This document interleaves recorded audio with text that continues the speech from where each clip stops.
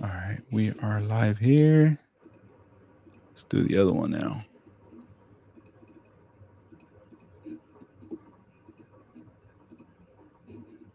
Here we go. All right. What is up, everybody? Welcome back to another Scale Riders podcast episode. I am your host, 65 Lokes, and this is episode number 262. I am here with my guest, Blue Ox Model Shop. What's up, man? How you doing? Um, Yo, I'm doing good. Just right here, Good. man. Man, I'm like excited to have you on because this is the first time we're having you here on the podcast. I've been, checking you out on YouTube, and I see a lot of your complete builds and posts on Instagram. And I just trip out like on the building. You're like across the board, like on everything, building a lot of various genres and styles like that. I try. I try to. I try not to. I try to not get stuck in one lane, if you might want to say. So yeah. Now that's pretty cool. And I wanted to start off the podcast by asking, how did you come up with your name? How did Blue Ox, you know, model That shop come about? that is like the most asked question I think I have. So I have I have a I guess it is an antique Jeep at this point. So it's a my 1-to-1 is a big lifted Jeep, and it's blue. And back about 16 or 17 years ago when I was putting it together, it's something that we go off road with. Kind of specifically built for that.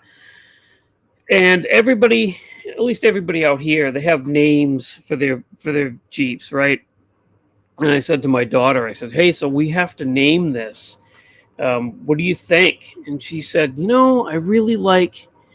I think it's blue, and I think it should be the same name as Paul Bunyan's ox, the big blue ox." And I was like, "Oh, okay. I don't know what that is though. Let me look." So I get online and I'm looking, and I'm like, "Oh, we can't. Paul Bunyan's ox is called Babe." I was like, we can't name it Babe. How about just the blue ox?" And she's like, "Yeah, I love that." And that became the Jeep's name, and it became my nickname in the Jeeping circles out here. And it just kind of stuck. Everybody knew me as Blue Ox. And when I was trying to come up with a name for my YouTube channel, my wife says, I don't know why you don't just use your nickname. It's different. I said, because nobody's going to understand what that means. And she's like, "Yeah, so you'll explain it to them. Not a big deal. I think it'll be great." And here we are. Right on. Yeah, coming up with names is always like the hardest thing to do, Yeah, because yeah, you're like, all right, this is something that I'm gonna be like rolling with for a long time. And exactly. you always want it to be good, but it's so hard because sometimes you find one and you're like, oh man, it's taken. Yeah, exactly. Yeah. I thought about lots of stuff. I thought about incorporating New Hampshire into it. New Hampshire Model Works, and then I thought, well, that's really long. And then I thought 603, which is the zip code, the area code out here. No, that isn't going to work. I just went with it. Blue Ox is, and it's turned out to be really well, a really good decision for me because I'm basically known by that name. I mean, if anybody on YouTube says Blue Ox, they know it's me. So No, yeah, right on, man. And tell us about your history, man. Like, how did this all start? How did you get involved with model building? well, when I was a little kid, of course, I built with my father a little bit. He was into all sorts of different hobbies. He would build a model, and then he would do a little. I don't know if you guys remember paint by number sets. Um, my dad was big into those, and then he would do puzzles. And um, my uncle, though, was huge into building model cars. And my parents, when I was little, would go over to my uncle's house once a week. It was a Friday night thing. They would go over. It was like family night. They'd go hang out, play cards, or cribbage or whatever. Bring the kids with them, and we'd all hang out. And I would venture down into the basement where my uncle had a race car shop. He's a drag racer. But he also had all his models down there, and built models, unbuilt models. He had uh, scale auto enthusiast magazines, like by the year, all separated. And I would go down there every Friday and just look through the magazines and look at his models and take his unbuilt model kits down and just make a mess with them, looking at the boxes. And it started the fascination. And then I told my dad I wanted to build a model kit, and I still remember the first kit I bought, or my dad bought me, was the really weird looking monogram 69 Z28, the kind of like off white looking one that doesn't quite look right, with the hood scoop and the side pipes. That was my first kit ever, and it kind of stuck from there. You know, like everybody, I got to a certain age and I kind of forgot about models, and then got back into it a little bit, and then you know, got really back heavy into it about 10 years ago, I think.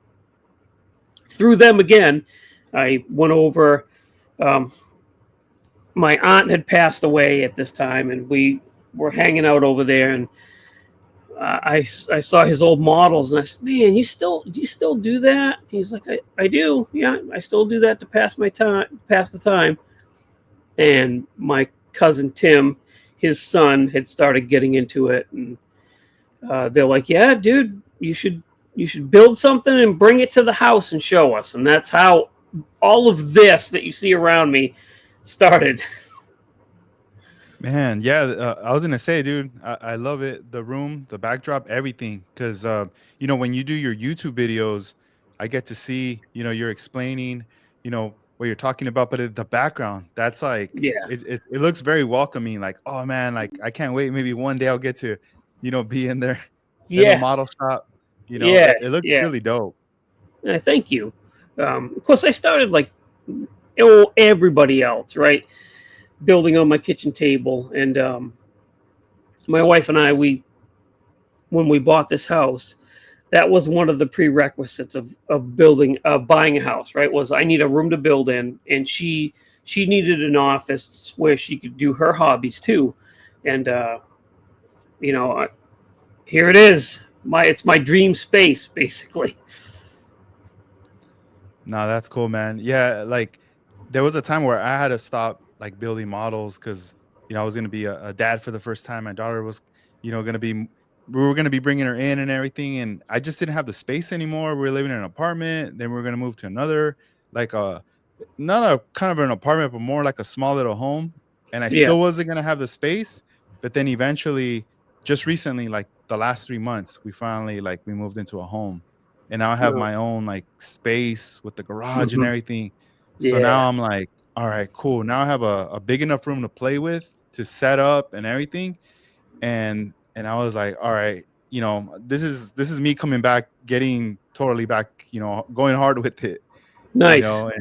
and man, when I see like, like your model shop and other people's like bedrooms and stuff, like their setups, I'm Hmm. always like inspired, like, man, this is so dope. Like I really like the way they have set up, and you could tell by the quality of work that they're putting out is that everything is there, right? That it's like you're in your own zone, everything's calm and peace. You could like work when you can. And if you don't Yeah. feel inspired, you could just leave it there. And no one's Right. gonna move it. You don't have to move it. And you could Hmm. always come back later and continue on, you know. Yeah. Yeah. And That's huge. That for me, that's a huge part of this. I have plenty of space, like that back there. I do all my filming back there, but that's also a big enough bench where I can get a whole build going back there. Plus, I have the space that's right here. So, a lot of times you'll see me working on a couple of different things, and that's why I can do that. When you're working in a small, confined space, sometimes it's really hard to do one project, never mind two. So, to be able to have this space, it's really kind of opened up the possibilities for me realistically, just having this room to do it in. So, no, yeah. And some of your videos, it's cool because I know you have like that back window, and once in yeah, a while you'll see like a car pass by. yeah, And I'm always like, oh, that's dope. It's like you could tell it's like that live element right there, yeah, yeah. someone just It's cruising funny. through. I've lived in a very quiet country setting, and there's hardly ever traffic unless I'm filming. And then there's all kinds of traffic. It never fails. Yeah, and as far as like YouTube, how long have you been doing YouTube for now? Like as far as videos with the community? I'm in my third year doing YouTube videos, um, and the community is why I started doing it. Realistically, um, I got to be friends with a couple of people that had YouTube channels before I did, and talking to them, um, and realizing that there's an actual community out there that you can get involved with just by doing a YouTube video, and that's the driving factor to me even starting that, is I wanted to be part of a community. Because believe it or not, I mean, through that community, I found out that there was a model club up in this area. It's a couple hours away for me to go to a meeting, but there's not a lot of guys out this way that build models, and having the community aspect of it was a huge thing for me. Yeah, tell us where you're based out of for the viewers. So I'm in Wolfboro, New Hampshire. That's the Lakes region of New Hampshire. It's right dead center of the state. So I'm about 3.5, 4 hours from the Canadian border. Oh, dang. Okay. Yeah, And as far as like where you're at, do you travel to other, model shows that are just in other states?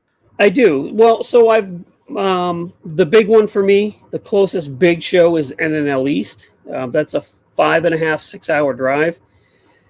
We make that every year. And there's a couple of model shows, smaller IPMS style shows that are in Maine. Um, I make it to those. Most of the shows that I go to are probably, with the exception of one show in Maine, they're usually an hour and a half to 2 hours away for me. I'm kind of where I'm at in the state is a weird spot. Like the lower part, the seacoast part, is like an hour, 15 maybe from Boston. You're close there, but in this part of the state, I'm kind of in the middle of nowhere. Oh, dang. Yeah. Have you ever gone to the Acme show in Atlanta? I actually have not. We do have a plan to go to Acme, not this coming year, but we're going to go in 2026. Oh, cool. Yeah, I just recently got my plane ticket for Oh, this nice. year. Oh, Yeah, I've cool. never gone either, dude. I'm excited, I'm very looking forward to it. One of our Yeah. friends, Vision 124, he every year he's been like, dude, you gotta go to this show. You gotta go to this show. And I'm Yeah. like, yeah, yeah, but I don't know. It was always hard for me, especially, I'm like raising my daughter. I'm like trying to be there every day for her, Oh, and yeah. then Oh, yeah. Yeah. now that she's gonna be turning 5 soon, I'm like, all right, you're a little more independent, and I think you Yeah. understand now. Like, I could be Yeah. gone for a weekend, and you're gonna be fine. Yeah. Exactly. Yeah. Yeah. George is cool. I've met George at NNL East actually. His club actually helps those guys put on that show each year. So that's a No, show you should try and make it to at some point in time if you can. yeah, That show is huge. yeah. I was looking at the custom hot rod and model cars magazine on yesterday, Yeah. and there was like footage, like content in there regarding like NNL East, and I was like seeing all the custom cars and stuff, and I was like, dang, like, yeah, Yeah. there's a lot of cool stuff that's Yeah, dude, definitely in there. the first year I went to NNL East, I was literally speechless for the first 5 minutes that I walked in. It's so big. It's crazy. Man, like, when you go to these shows, do you just go back home, like, very inspired, like, "All right, I need to level up," you know? Yes. Yeah, definitely. How can you not, right? You go to a show like that or even the small so the club that I'm part of, Classic Plastic, they've been a club for the past 30 years, if not actually more. And as a club, we put on a model car show each year. Um, and some of the people that show up at that show with the builds, It's so inspiring, and I've met some really good friends actually through that show. Um, you go to a show and it's like, man, I could do so much better.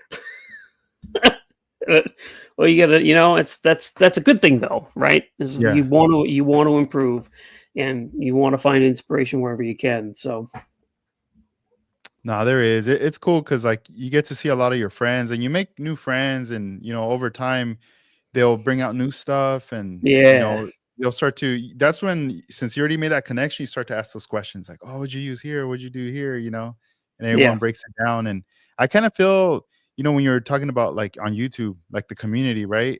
mhm, Everyone is like, living far spread out, but when it comes to like making videos, I always like the update videos when people are saying like what they did or this happened and I needed to like fix it this way. And they're just kind of showing you the ins and outs of the build right there. And it kind of just gives me that vibe like, man, this is like sometimes like conversations you would be having if this was like at a show, seeing yeah, someone build like right there. Yeah, and, I don't know, it's like with YouTube, when I started getting on it back then, it was more to like in the beginning, it was just learning, like, I was just in there as a student, like, coming back into model building. This was, like, 15, hmm, and I didn't know anybody in my area, so I was just kinda like, "Alright, it's been so long since I built a model car." Where in 2015, there has to be massive amounts of information now, as to the proper way to do it, and materials and tools and all these things. And once I started following certain channels, um, I started I started to see like, oh man, that's pretty cool that they break it down. Like I was watching a lot of the Dr. Cranky, the hmm, Ask Jimmy 71, and just other people that were on YouTube, H Town Model Shop, yep, Freddie.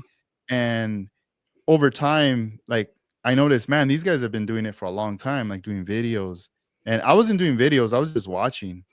And right, then, it wasn't until, like, years later, maybe, like, 3 or 4 years later when I was like, "Alright, I gotta start now I wanna share some of the stuff that, I got going on." hmm, And it's just it's pretty nice, like, there's different avenues with video content, and then on Instagram, there's, like, picture content.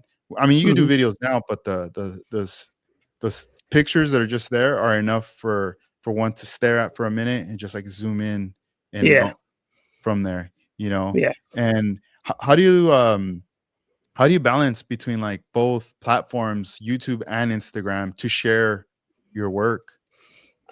Not very well. I um, so I love Instagram as a platform. I'm not. I have my own Facebook page, uh, or group, I should say, but I'm not. I like Instagram better. But the problem is, for me, I have YouTube, I have Facebook that I worry about, and then I have Instagram, and it's keeping. I got to be better at doing that because I'll do a handful of YouTube videos, and then I'll like, oh crap, you know what? I forgot to post that on Instagram, and I go back and you'll see that like a lot of my stuff, unfortunately, is posted late on Instagram. I think that's actually a tool that I underutilize realistically, because I know there's a lot of killer builders that are just Instagram builders, and I don't know. I think, like I said, I think I need to do better at that. Yeah, it gets hard, man. Like, I Yeah, mean, there's a lot of platforms, but I feel like, people get comfortable with like a certain platform and they're like, all right, this is like my home base. I can have the other stuff, but this is the one that I'm yeah, gonna be using the most. yeah, And when you're starting to like post on every platform, it's a lot of work, like trying to keep yeah, up. And sometimes you get messages from people asking questions from the different platforms, and then you realize, man, I haven't even responded to any of this and that. I hope they don't take it personal, like I'm ignoring them, you yeah, know.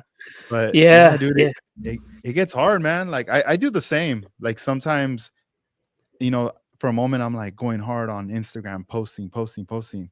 And then I'm like, oh, wait, I haven't done a video, or oh, I haven't even posted anything on Facebook. yeah, And sometimes, I'll use some tools where like you have Instagram connected to Facebook. So you do that post and it shoots it there. But it still doesn't feel like I went on Facebook to post it, you know? Right. So it's just one of those things. It's almost like I have to figure out some type of schedule or something. So I don't know, I know. you Yeah, know, that's all off of it. that is my weak point, and it really is. It's like you said, though. I mean, trying to it. So this gets to be like a part-time job sometimes. I mean, I couldn't ask for a better part-time job. Believe me, I absolutely have a true passion for all of this, but it gets to be a bit much. You know, I'm trying to maintain a, a, a schedule on YouTube so that I'm consistently releasing videos, and trying to keep tabs on a Facebook page, which is a lot of work in itself.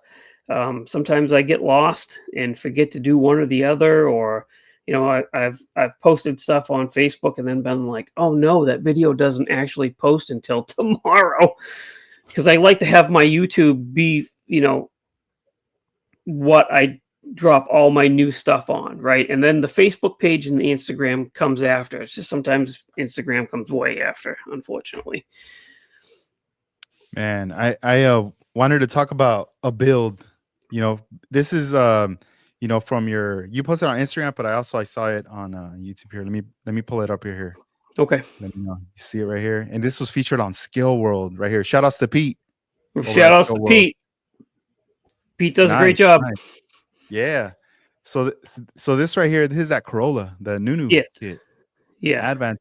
Tell us about this kit, man. I mean, just when I see the box art, I'm gonna tell you right now, to me it just screams race car, right? But when I saw Hmm. what you did right here, I was like, hey, like this is I didn't even think about doing anything like this, you Yeah. know?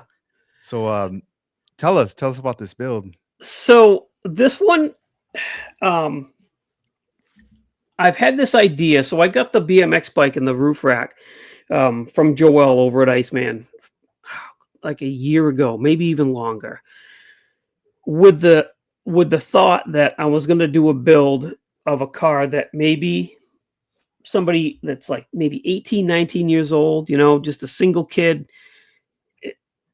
would have his own little hot rod, right? That he would take to the beach and he would take to the skate park and ride his bike. Um, and I tried to channel my inner teenager and like, okay, if I'm going to have a Toyota, what is it going to be? It's not going to be a Supra because, those are big money. It'd be like a little Corolla like this, right? And maybe the only thing you can do is afford a nice set of wheels on it. So that's what you do. Basic paint job and just something a kid would take to the beach and hang out in. It's pretty cool. Since that picture's been posted, I have it right here. I did add straps to the surfboard. I don't know if you wanted to put this up so you could see it, but Yeah, let me see. Let me solo it. All right, go for it. so I thought surfboard's not going to be floating there, right? So it's going to be strapped down. So I did add the straps to that, but yeah, Oh man, that's that's so dope. thank you. Pretty cool. Like I said, Joel, Iceman Collections, the BMX bike. The surfboard is a mystery. It's a 3D printed surfboard, but I don't really remember where I got it. The wheels are two-piece wheels from Zoom On, and that's just Tamiya paint, polished out. Yeah, that's so nice. I do love how the wheels, like how they match, like the centers with the wheels of the bicycle. Yeah, yeah, dude. I thought if this was me, I would do that. So that's why I figured that's why I did it.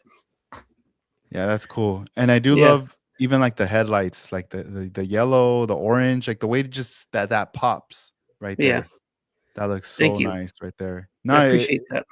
the way it's just executed, man, it's really nice. It does look like something you would see, in the streets, like cruising around and stuff like Hmm. that, like how you said, and Yeah, like your inner self right there, taking it back. That's pretty dope, man. yeah. This build right here, how long did it take to complete? Longer than normal because so the original plan for this car was to be an off white, like a racing white, and the kit is molded in black. And it took me a while. I went through and took care of all the mold lines. I got it in primer, and then I painted it. And The next day I looked at it and the paint just looked awful. I don't know if I do a lot of rattle can stuff. I mean, I do airbrush a lot of stuff too, but um, I happened to rattle can this one, and I don't know if the paint was bad. It did not look good at all. It was thin in spots, heavy in other spots, so I had to strip it. Um, so start to finish, including that time, I don't know. It was like maybe a month. Damn, that's actually pretty quick, dude. A month. Sometimes it takes me like 6 months.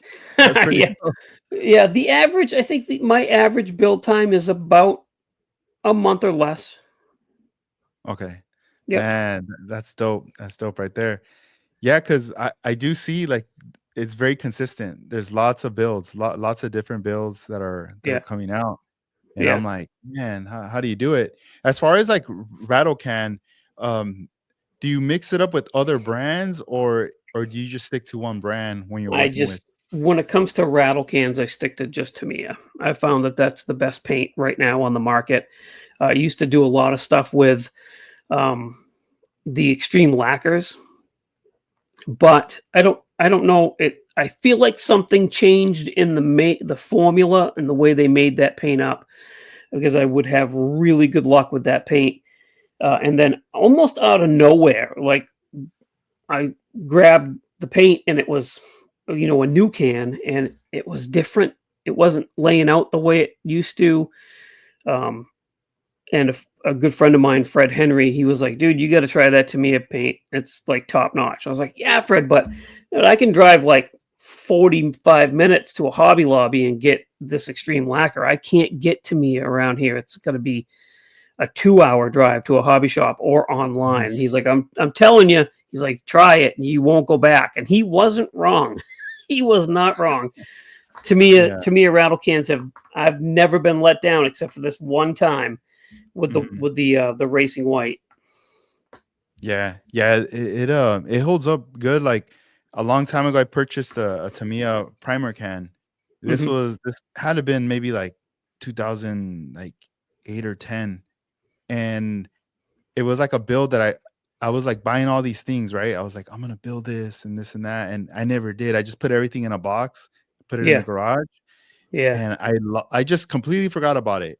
And then like, you know, later, like years later, like when it was like the 2015, I ended up finding the box and I was like, "Oh, dude, I'm gonna get back into this."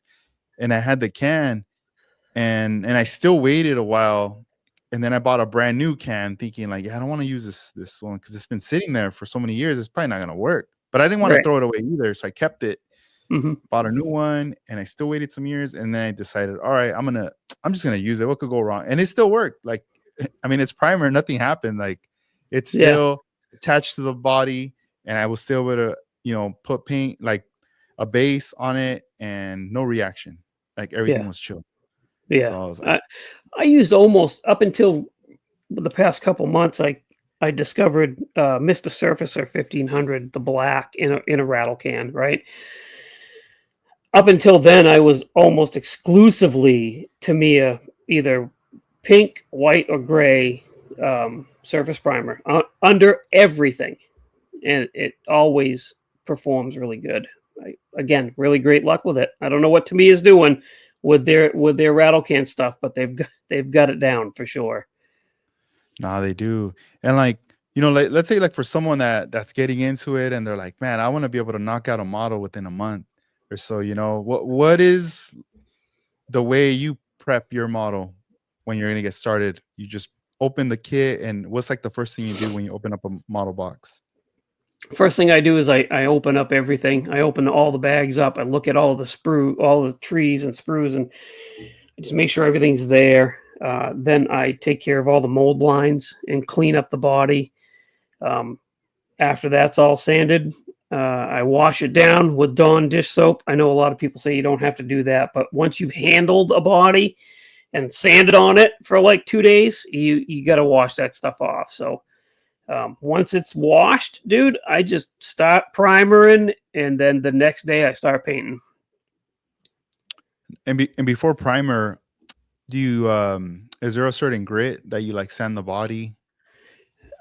So I start with I've got these flexible. They're like 220 sanding sticks. They're they're like foam.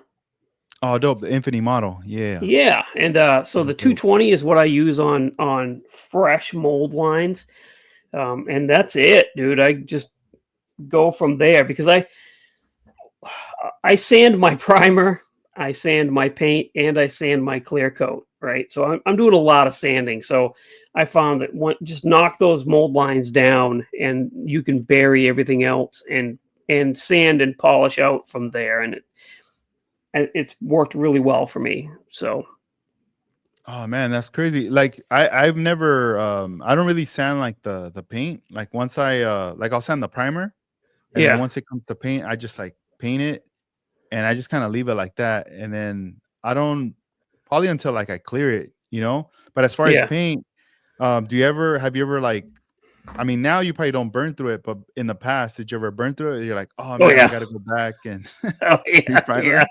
yeah. That's like definitely been a learning curve, but I've got it down. Yeah. I really do, and I've again through the community, right? You get to be friends with people, and you pick up tips and tricks there, and you listen to people like how they do things, and then you kind of adapt it to your own style and technique from there.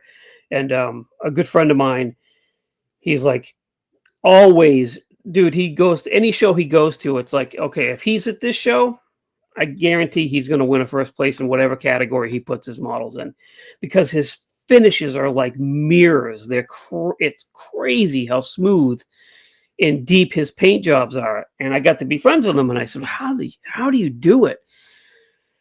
And he said, well, honestly, I wet sand the primer 4,000 to 12,000, and then I repeat that process all the way through to the clear. And I was like, all like Dang. you wet sand your primer 4,000 grit out to 12,000 your primer. Yep. He says that's I do it on every build. And a lot of people that hear that, they're like, that's insane, why would you do that? But it gets results. um and like I said, a lot of people have been like, dude, knock it down with like 3,000 and call it good, you'll get the same results. But you really don't. When you're looking at the model up close in person, you can tell the difference. At least I know I can. So that is my process. Man, that's cool. I would like to see some of his builds. That's crazy. That's a Yeah. trip. Like, you know, it's so interesting with model because everybody has their own methods, their own things that they pick up along the way. You know, Yeah. everyone has like their own like tips or like not so much like a secret like there could be, but I mean everyone's willing to share. I feel like nowadays, like, hey, try Yeah. this or do that, you know. But it's Yeah. always cool to like hear like the different things people do with their Hmm. builds Yeah. right there. And another question I had for you regarding, you know, right now we're talking about paint is when you clear coat your model, you use a dehydrator, I do. Yep. and Yeah, what? it's right here. You can't really see it because it's just out of the camera angle, but I do have a dehydrator that I use. Um, I have my paint booth is in here. It vents out the window really well. I close the door, so there's like no smell of the paint, and then it goes right into the dehydrator. Nice. I've never used one. How does that work? Like how do you like if I would get a dehydrator, what would be the best way to like execute, you know, like So with that right? with I use mine for a lot of stuff. Um, so if I decal a model, I'll throw it in low heat in the dehydrator for like 30 minutes, and it those decals, they like bond to the model, right? I use it for decals. For the primer, not so much. Primer dries really fast. But I do, once I primer it, I set stuff in the dehydrator, even if I'm not using it, just because it keeps stuff from landing on it. You can see I'm in New Hampshire. There's like these little gnat fly things buzzing around because they're coming in through my air conditioner, right? So I don't want anything landing on it. Um, During the summer months, I'll put stuff in there even if it's not on. But for paint and clear coat, I keep it on relatively low heat, about 115 degrees, and I'll put it in there and let it set for between coats like 30 minutes. But then once I'm done, once I've laid my final clear coat or my final paint layer down, I'll put it in there for like 3 hours at low heat and just let it bake. Nice. Has it ever happened that you, like, forget the model and you get it, it's all, like, melted or can that happen? No, no, well, I don't think so because mine has a timer. So Mm, I set the temperature and then I set a timer. And believe me, once it's at the end of its cycle, the alarm is loud in here. mhm. I've I've set Yeah. the thing in, going to bed right at like 10 o'clock at night. I'll put the thing in there, set it for 4 hours, go to bed, and then in the middle of the night, my wife and I are like, "What is that noise?" Oh, it's the You're like, "Hey, what's dehydrator. going on?" Yeah, exactly. It's a dehydrator saying it's done. Um, so yeah, I don't think you can. I mean, you could accidentally like put it in there for 18 hours, I guess, but Mhm. depending on what the temperature's at. Uh, so I don't think so. I don't think you can, but I suppose anything's possible. Yeah. You know, the one you're using, is that a food dehydrator? It is a food dehydrator. Yep. Okay. 'Cause, Yeah. Vision 124 a long time ago told me, he's like, because I know he rocks one, and he said, "Hey, bro, if you're gonna get one, try to Yeah. get one like this, and all you gotta do is, like, cut this and cut this, like, to fit the model in there, the one he had, you know?" Yeah. Yeah. Yeah. And I remember, like, later seeing, back then, I think Micromark, they were, like, selling one that it Yeah. almost looked like it was m built for models, but Hmm. I don't know. I never got it, but I remember being like, "Damn, that thing looks fancy." The one they Yeah. had. It's so my buddy Tim has one of the dehydrators that he had to like cut a little bit, and it has a lid that goes on the top of it, right? You set stuff down in it, and you put the lid on. But the one I have, it's about this big, square, and it's got a door, and it has places where you can slide trays into it. So if you take all the trays out, you've got like it's maybe a foot tall by a foot wide open space. You can just set stuff in there. But if you wanted to layer stuff on trays, you could do that too. So, and I got it on Amazon for like $90, I think. Oh, nice. That's cool. Yeah, that works like that. Because even if you have it, like, on the Tamiya stand, you could, like, Yeah. fit it in there, Yep. like, the body all chilling right there. Yep. That's cool. And that's pretty much just all it's used for, is mostly to, like, just dry out, like how you said, like, the decals and, like, the clear Yeah. coat stuff right Yep. there. Oh, that's dope, man. That's really Yeah. cool. I see your, the paint booth. I could kinda see it back there in, Yeah. It's behind dirty. you. I'm gonna hide I that think we might because I have the haven't same one, cleaned bro. it. What's that? I think we might have the same one. Is it the Oh, one that nice. pulls down into the box? Kinda looks like a Yes. little, Yep. briefcase sorta? Oh, Yeah. that's cool. Yep. Yeah, I love that one.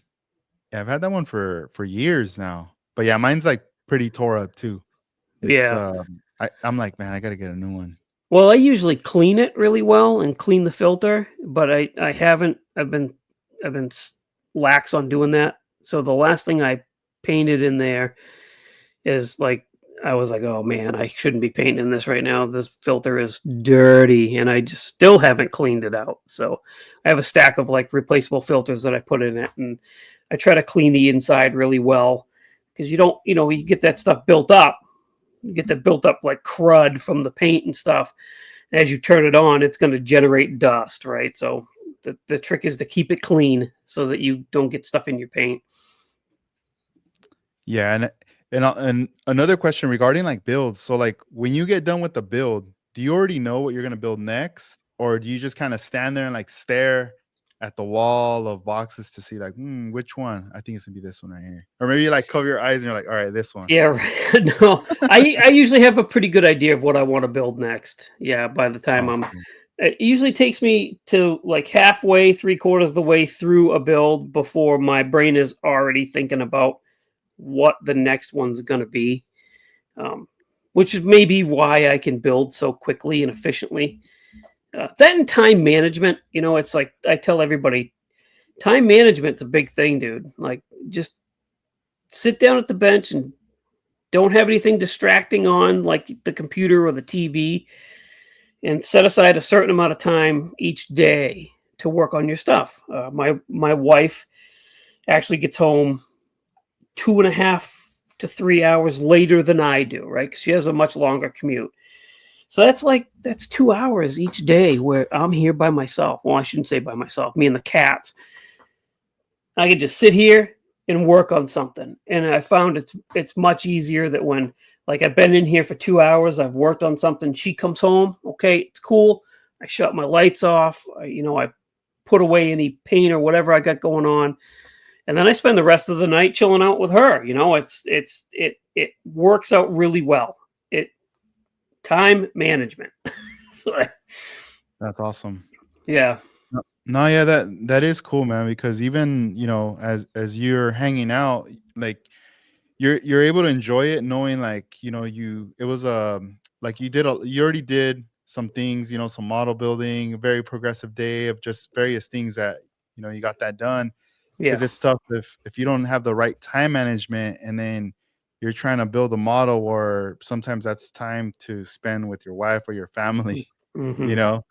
yeah, And or maybe other things, and yeah, I know for myself now my schedule has shifted, now, like when my daughter goes to sleep, my wife's asleep, I'm like, all right, cool, if you yeah, guys need me, if you guys wake up and need me, you know where I'm at. I'm in the garage. But yeah, other than that, during the day it's just hanging out with them, seeing what we got to do. But once it's like my time, it's like, I could build, I could, go on here and or do whatever, just or even just relax as well. yeah, yep, But exactly. Yeah, that's cool. I like that you mentioned that right there about time management. yeah, it's a big one for me. It really is. I wanted to show you another build right here. Let me see Okay. here. This is bam, the R34, Yeah, the GPR. Is this the Tamiya kit? it is. It's a Tamiya kit. Ooh, Straight out of the box. that's nice, man. I like it. Thank you. Thank you. And I'm telling you, when I was looking through your Instagram, I was just like, man, he got like a build after a build after a build all done. And I like that how you like it's like a lot of the if people want to see more in depth, they got to go on your YouTube channel to see you talking about it, having it Yeah, there and everything. And then yeah, this is like, their Instagram, you're posting the photographs of the complete mhm, build yep, right there. That's pretty cool. I like that style right there. yeah. That was actually this build that we have up here now was actually the build I did because I was stripping the paint on the Corolla. I was like, okay, so I didn't think I'd have 2 weeks. It took me to build that. I'm like, I didn't think I'd have any downtime, and I'm not prepared to build something. What am I going to do? And I wanted to build something quick and easy, like like that kit. It's curbside, right? Um, I try to build a curbside and then a fully detailed kit. I try to keep that mixed up as well. That way, you don't get like slogged down with complex builds. You do one where you're going to do full detail on it, and then I do one like that. That's just out of the box, curbside, good to go. And believe it or not, that is clear coat over Mr. Surfacer 1500 primer. Oh, That's not even what? that's not even paint. It looks dope, man. That's Yeah, crazy. yeah, What a trip. Wow. Yeah, to knock something out that fast though, 2 weeks, that's crazy, man. yep. You do them up, man, right there. Has there ever been a build that, you start working on it thinking like, "I'm gonna do this one quick," but then it just turns into, like, months and months of a Actually, project that yeah. There's the purple Firebird that I just finished recently. That model, I started that and I got it painted. That was a little more complex. That one, that was airbrushed with scale finishes, paint. I got the body work and I got it all painted and I set it on the Tamiya stand. And I said, okay, we'll let that sit for a little bit. I'm going to kind of work on this. Yes, that one. I'm going to kind of work on this other model. And then it was months. I just lost my drive to work on it. Other things caught my eye, as if you would say. I've started working on other stuff and got excited about that other stuff. And that Firebird just kind of sat there for the better half of I bet you it was 7 months that thing sat and was ignored until finally one day I like was just staring at it going, I got to get this thing finished. I got to get it out of here because it was just sitting on my bench, right? Like, yeah, it's time to finish that. And then it took me a month after that to get through it. So And there it is, and that's the cover photo too. That's Yeah, the strip. yeah, That's cool. Yeah, I was looking at the like this one here. I just I like seeing photos like this where you could see the light, like yeah, just the reflection on yeah, there with the clear. That's so cool. And this yeah. is already all polished up out of the dehydrator and everything. So yeah, that picture is before clear coat. Oh, So no way. yeah, So this so is just bare paint and it's that's just the reflecting. paint. Yeah, so that's wet sanded out Mm. to 12,000 grit. Okay. Um, so you the smoother the surface, the Mhm. smoother the next thing is going to be in my mind, whether or not that's true or not. But so you get your paint as smooth as you can. No orange peel whatsoever. Then the clear coat's going to lay down even nicer, you know. And yeah, so that's just paint. And the clear coat that you're using, it's the just the regular gloss, like the Tamiya clear? Yeah, it's actually Mr. Hobby Mm. Ultra Clear, I think it's called. Okay, Uh, that UV cut one? yes. Okay, Yeah. nice. Yeah, I heard that's more of like their the UV cut, like the newer system, so this way it doesn't Mhm. turn yellow Doesn't on the yellow. clear. I found that it's a lot nicer to the decals than the Mhm, TS13 Tamiya Clear is. You can put that stuff over decals, no problem, but you got to go light coats. I found that if you kind of forget what you're doing, it will bubble up the decals. The Tamiya stuff, I mean. At least I've had that happen. So, and I've never had mhm. it happen with the Mr. Hobby. Man, and as far as, like, stripping, like Tamiya paint, what product do you use for that? I use brake fluid. Oh, okay. Yep, I have a Nice. jug. I have a I buy brake fluid by the gallon, Mhm, and I have a plastic tote in the basement, and I have a little work area down there too where I keep the like the paint thinner and all that kind of stuff that I don't want in the house. I got mhm. grandkids that come in here and cats. Cats is a big one. I don't want anything that's going to really be harmful for the cats.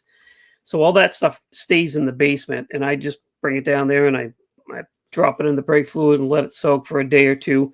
And I found that the longer it takes to strip the paint, that's how you know the brake fluid needs to be changed out. Like I'll Yeah. put a body in there, and the next day I go down and like the paint is just falling off of it. Versus if I put a body in there and it's like 3 4 days in the paint, you have to actually kind of like push the paint off of the model. Then it's time to Mhm. change your brake fluid. Yeah, after that, you're like, "Alright, Yeah, time to swap." yeah, time to swap. No, that's cool. I also, I've noticed too, you get down with, like, the engine work. Let's bring this one up right here. How is it, you stepping into, like, getting more into, like, the detailing work of, like, engines and just, like, interiors and things like that for your models? Uh, so I started detailing my engines. I mentioned earlier that my uncle and my cousin, they were like, "Bring your models over. Let's see, build one and bring it over." My my uncle and cousin used to do a holiday model show at their house, right? So they would lay models out on the hood of their race car, and family would come over and they'd hang out and like eat snacks out of the crock pot, and just people come over and check out their builds. And they invited me over one year, and my cousin actually said, "Come on over, bring a model over, but I'm gonna be honest with you. You better do some detailing if you're gonna be, because we put plug wires, we do this, we do that." He was like playfully like, "Step up your game." So that's what got me started doing engine detailing. And I don't do engine detailing to a super extent. Um, I just do enough, if you catch my drift. Like there are guys out there that will do full throttle linkages with return springs and all that stuff, and I don't have the dexterity for that in my hands. So I'll do like plug wires, and like I'll run all the hoses and maybe wire the alternator and stuff like that. But I found that it doesn't look overcrowded. Um, a guy that I met at NNL East gave me a tip. He said, "You don't have to load everything in your engine bay. Like, you don't have to detail it right out. because you just got to do enough detailing, and it'll trick your eye into seeing the other stuff, even if it's not there. So, okay, it didn't make sense at first, but it's true. If you have an engine bay that's got just enough details, you can skip the really small stuff, and it goes almost unnoticed. At least I think so. Like I said, I've got arthritis really bad in my hands, so it's hard for me to manipulate a throttle return spring that's this big. So I don't even try. I get to my specific level and I stop. But I try to do it on every model that I can. Yeah, man. Like for me, I haven't stepped to that stage yet. Like, I feel like I need to be pressured like that. Like, hey, you need to step that up. Cause Yeah. my thing is more like the paint. Like I like more body work, Hmm. customizing the paint jobs. That's kind of more the focus that I get into, or the Yeah. interior. But when it comes down to the engine work, sometimes I'm like, I'll bite parts and I'm like, all right, I'm gonna save this for this. But then once I start dedicating too much time to the other sections, when it comes down to that, a lot of times I just decide, you know what? I'm not even gonna open up the hood. Like I'm not gonna do, Yeah. engine work or nothing. This is gonna just be a curbside. Because Right. I feel like, man, I've already spent so many months. Like I'm enjoying this, just a static build. It's slammed like this, and just focusing more on the paint job. Hmm. But I feel like I do need to start stepping into those stages because I know that that's going to teach me something. That's a whole nother discipline right there Yeah. with, doing that right Yeah. there. Especially like if I'm like, all right, I want to start going to the East Coast and seeing like NNL East or like an Acme show. I'm Hmm. gonna see that type of caliber of work. I'm gonna be like blown away. Like, man, Yeah. this is the real deal right here. Yeah. There's a couple of things that I find very relaxing in a model build. One is the polishing process. I hand polish everything. I don't have a Dremel. I tried a Dremel. I tried a low speed, like one of the newer like polishing tools, and it works really well. But I find a certain aspect in the hand polishing that relaxes me. So I really enjoy to do that, and the same thing with like running my plug wires and stuff. I try to get I try to get the firing order correct on something like that, and I will sit there and get my optimizer on, either some music going or completely quiet, and just running them and making sure the wires look right relaxes me. As weird as that might sound. Oh yeah, that's pretty cool. Let me real quick. I want to also give a shout out to some people here on the because we got the right here the chat. It's pretty active right now. It's been Nice, active since we started, man. It's pretty awesome. dope. Let's see. Shout outs to Scale Model Outlaw, Mars Hey, Garage, nice. Crow, Crow Customs, Dirt Road Cinderella. Hey, Tiff Uh, is all right. Cool. we also got Steven Kessel, the Stash Project, Armando Flores here. Let's see who else. Who else? Shout outs to George Juarez. Also, thank you for the super chat as well, George. Yeah, and then we also got Jarvis Malone. Nice. Let's see here. Freddie Soto, Gonzo as well. And I'm scrolling pretty fast right here. Model car 1589. What's up, man? Leon, what's up, buddy? Uh, we also got John, OmniWorks, Luis, and Scale Model Cars all the way from Hawaii. What's up, man? Nice. Yeah, that's cool. Yeah, There's a they've lot of been. East Coast people in there that I didn't think would be awake for this. That's pretty rad. That's cool. And also, I can't forget Left Coast Model Car Builds. What up, What's going man? on, Paul? Dang. All right, that's cool. Oh, and Yeah, Jamie G's Scale Model Garage. I just saw that right awesome. now right here. And Katsu. Dang, we got a lot of homies right here. Cool. They're tuned in. I hope you guys are enjoying the podcast. I know I am. I'm having a good time right here, man. I'm Yeah. getting to know you more. You know, a- as far as like the hobby, like right now, I wanted to ask you this question. Like looking forward, like what do you think's gonna probably happen in like within the next 5 years? Like as far as the evolution of model building, like in the direction that we might be headed.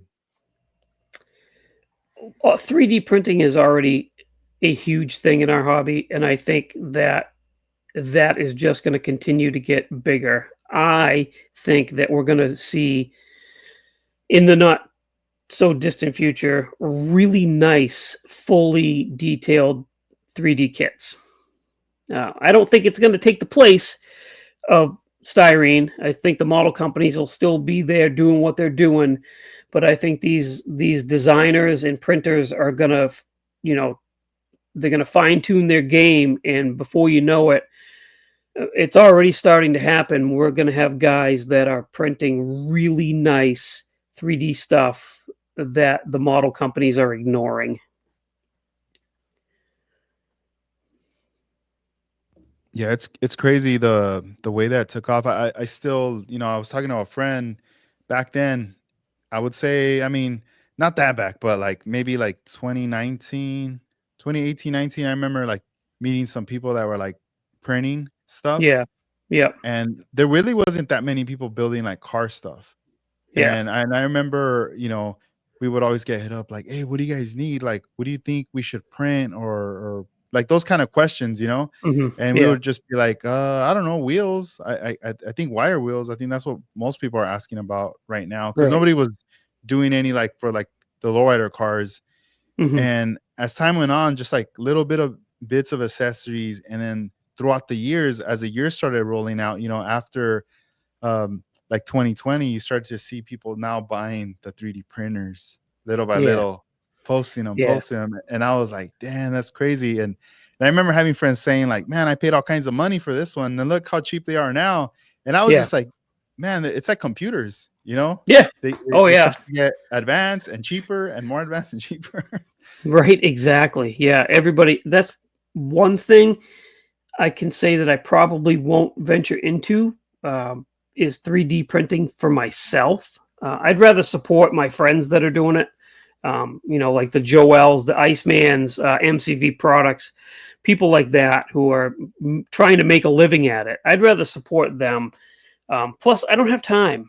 I really don't because I really enjoy what I'm doing now, building the way I do, and I wouldn't want to do something that would take away from that. And from what I understand, 3D printing would definitely do that. It would cut my model building in probably in half because I'd be spending a lot of time printing stuff. Yeah, I feel the same. Like back then, like wanting to dive into it, Hmm. I knew that if I was gonna get into this, it was gonna pause a lot of things because I was Yeah. just gonna try to figure out the program, try to figure out this and that, and I just wasn't ready for it. I'm like, man, Right. I don't know. I just don't want to do it right now. And time has passed. There's a lot of people doing it. People have their businesses and everything. And not too long ago, one of my friends, he gave me a printer. Shout outs to him. He like gifted me one. He's like, here you go. And the reason he gifted it to me was just so whenever I'm ready, I can Hmm. like, hook it up. He could show me how to use it just so this way, like friends that want to send me a file or something to print for maybe a build I'm doing, that I could just be like, all right, I just need this one part and I'll Yeah. print it. Cause I was like, yeah, I don't know. I don't really want to do it like a business or anything like that. I just feel like that's I already got so much on my plate right now. I don't want to add like another thing to it. And Yeah. like you said, I like we said about like supporting your friends that already have those businesses like Yep. set. Is just do that better, you know. Yeah. Exactly. Yeah, it's interesting right now. I really like the way the direction, of Hmm. everything where it's going. It's not stopping, it's just amplifying. It's getting louder and louder. It is. Yeah. Everyone's like leveling up. There's new people joining, getting into it, and within like a year or two, they're already building some top level builds. Yeah. And they're just learning fast, Oh like yeah. super fast. Everything is there, and even for a lot of people that did it back then and they paused and now they're coming back to it, they're really enjoying it now, Hmm. and I think that the sense of like community, like being a part of that, Yep. whether whatever platform you're in, you are gonna find a community, you Oh, know, for sure. and Yeah. and once you're connected with that, it's like cool. Like, that's enough right there. Like Mm. to keep you going with your Oh, for build. sure.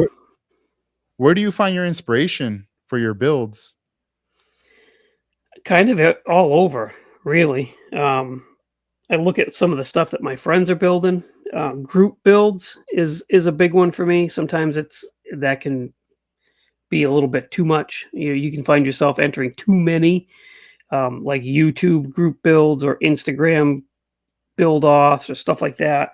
But inspiration from that, from what other people are doing, um, stuff online. Like I will just scroll all the different model guys on Instagram and Facebook and get inspiration from that. Real car stuff, I think, boy, so that I just kind of recently, I finished that Stranger Things Blazer. The inspiration for that came from a picture I found digging through old stuff of one of my cousins way back, like in the mid to late 80s. He had a Blazer like that, and I found a picture of it, and that was inspiration enough for me to build that as close to his as I could. So you really find inspiration kind of everywhere you look if you think about it. Oh, that's cool, man. Yeah, I did see that blazer on your Instagram, like your post on that. Yeah. Man, I should have screenshotted that. I could have posted it up right now. Yeah, That's that was the one thing I was very excited about, is like to like show you some of your work to share with everybody, because yeah, I know we can talk about it, but it's always nice right. to be able to like show something right there.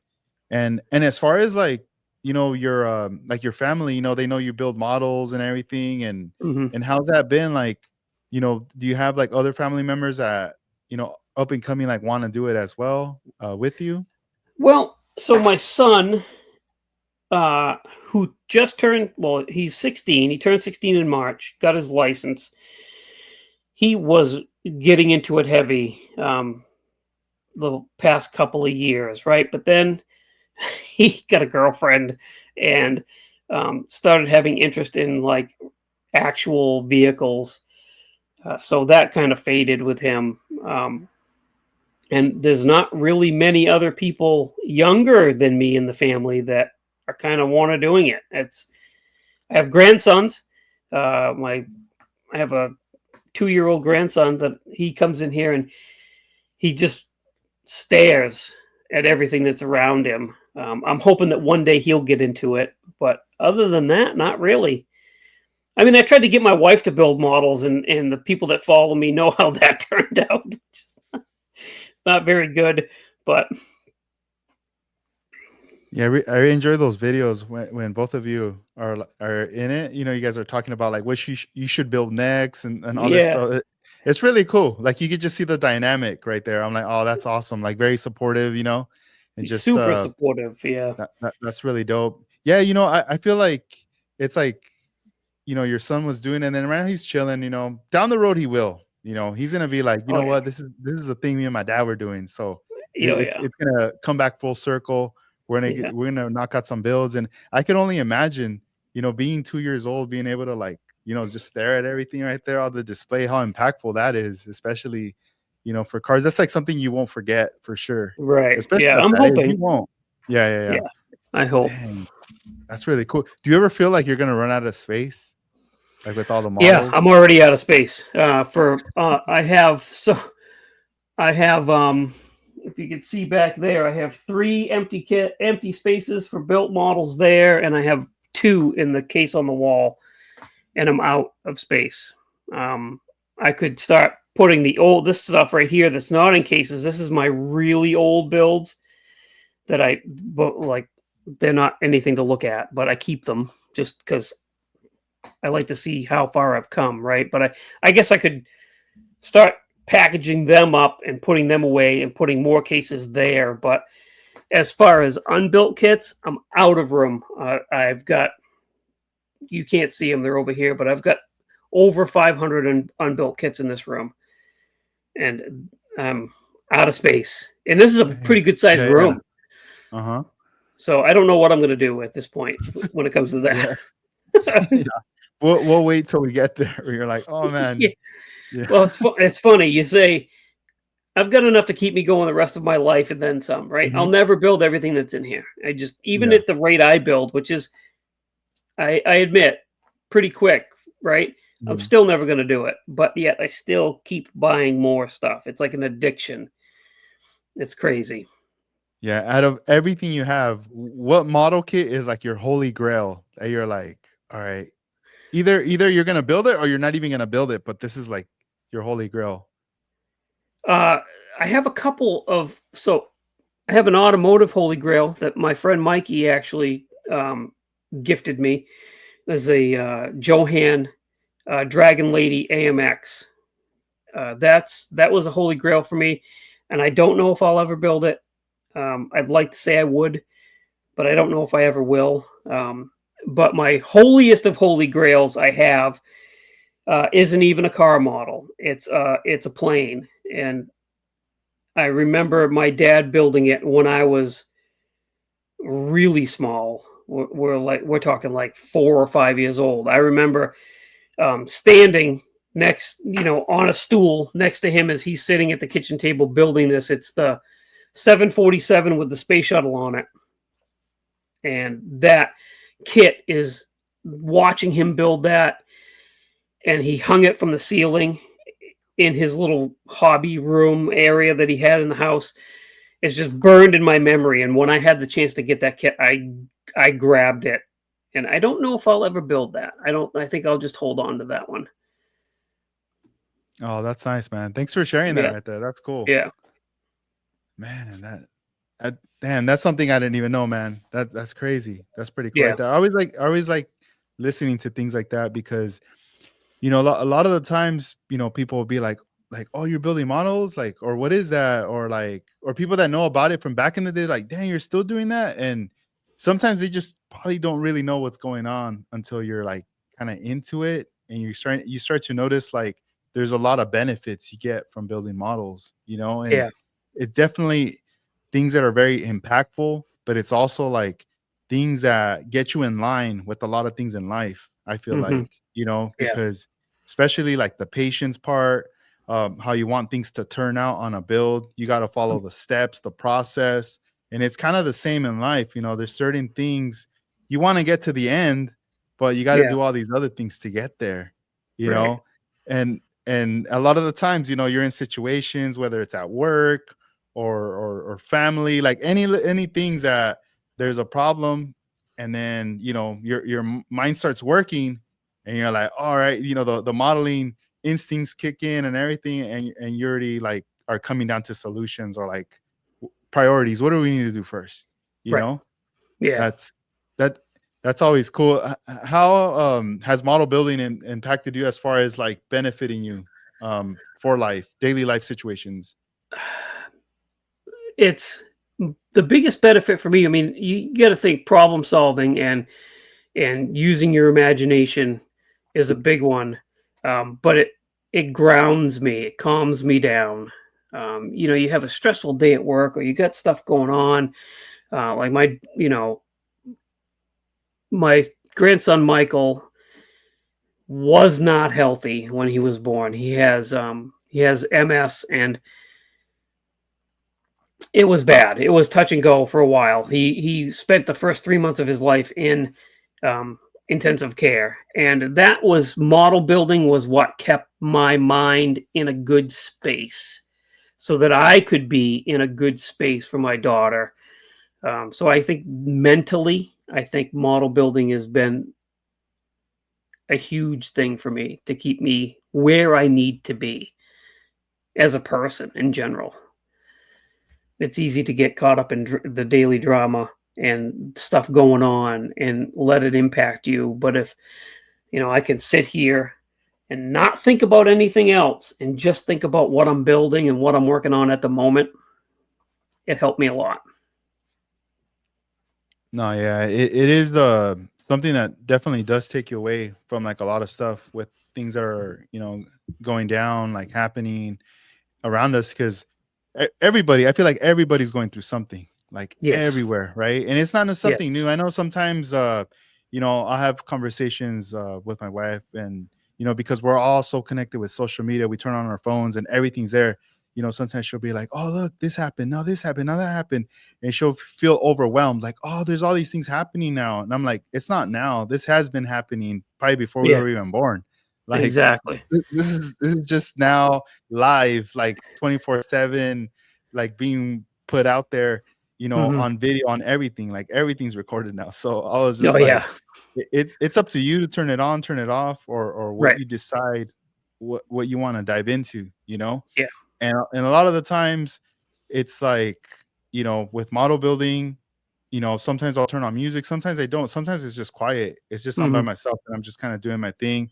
I'm appreciating the noise of the compressor turning on, turning off, the Yep. airbrush or the rattle can. Like all these different sounds are playing a role Mhm. in just like putting me in the zone and just kind of escaping from whatever.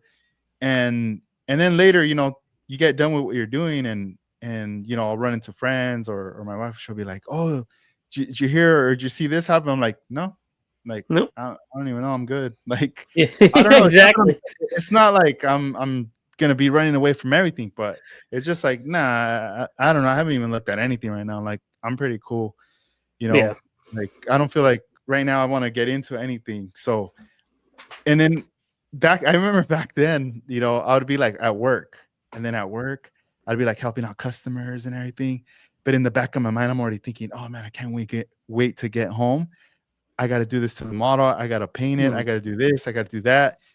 And the more I wanted to take off, I couldn't. Like the phone would ring or someone else would walk in, and I'm like, dang, we just closed at 6, but someone's coming, like knocking in like 6:05. I gotta let Yeah. them in. Yeah. Things like that just holding me back. And you know, it's just, I don't know, man. I feel like back then, like during the pandemic, it was like 2020, Mhm. and like in January, that's when I found out. All right, we're gonna have our first daughter. That's like, for me, that's my first kid. So I'm like, oh my god, we got to get ready for this. And then it was like I was going to work, and then March, it was like shut down or whatever, and I was like, Mhm. all right, cool. So I'll get to stay home. I'll be able to like take care of my lady, and my daughter will be born in August. And but then I knew, wait a minute, I already put all my stuff away. I'm not gonna be building any models. I can't. And Yeah. I didn't want to have any paint or anything in the house, Right. to expose like having the Yeah. smells or anything. So I just chilled out. I was like, I'm just gonna ride this out and chill and try to do like other stuff. And then I would just tune in to what people were doing. Mhm. I felt like I was like if I was part of a team and I got benched, and I Yeah. just had to like root for everybody. Like I'm just gonna sit back and kind of check it out. And then once in a while, I'll be like, all right, well, if I can't build, I could still record. I could record a podcast, or when I'm driving, I can record something. Yeah. And then little by little, I had to kind of let that go. I was like, Yeah. yeah, I don't think I could even podcast anymore right now, because I gotta be there for her, for whatever, any emergency, whatever. Mhm. And like right now, at this point, having this conversation with you, with everybody in the chat, is just, it feels different. Like I feel like kind of like that same feeling I had like when I got into it. Because when I got into it back then, I had so much free time. I was like Mm. constantly building, constantly painting, constantly doing so much stuff. And I feel like all that's like back now. Yeah. Um, it's a great feeling for sure. Yeah. It is. Yeah. Yeah. COVID was a crazy time. Crazy. No, it definitely was, man.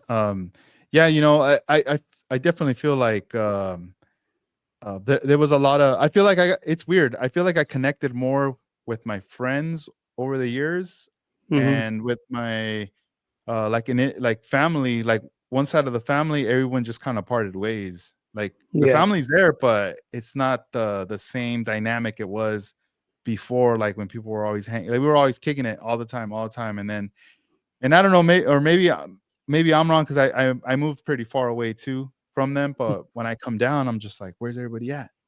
You know? Yeah. Right. So yeah, I'm always like, what the heck? But with my Yeah. friends, I feel like more connected, Yeah. um, with my friends, with model building, or even other circles as well. Mhm. Um, I was gonna ask. This is like aside from model building. So, um, Are you a big G.I. Joe fan? I am. Can you tell? I think I could the way I could tell was because I saw one of your figures on your post, rock and roll. Yeah. Yeah. So Yeah, up and above me on that shelf, okay. those are Oh, all I see them. I see them. those Alright, are cool. all the new those are all the new GI Joe figures I have. No. All the comics. There's a Yeah. couple of I've got a couple of posters. Can you see it? Yeah, there you go, right Right above my there. shoulder. Do So you the have the old silent school. issue? I do. I Oh, actually have cool. the original silent issue, and I have Nice. all of the new silent issues that they just published Oh, within I the don't know about last the few new one. months. Alright. Now I just had to ask, bro. I'm also a big fan too, bro. I went Oh, down that nice. rabbit hole, like, I don't know if I mentioned I'm pretty sure I have, but, like, as a kid, I was into it. Yeah, I didn't know. I was just buying them, but I didn't know that this was tied to, like the comic books or nothing. But then I yeah, started watching like the series, the cartoon series, and I hmm thought that was the thing, right?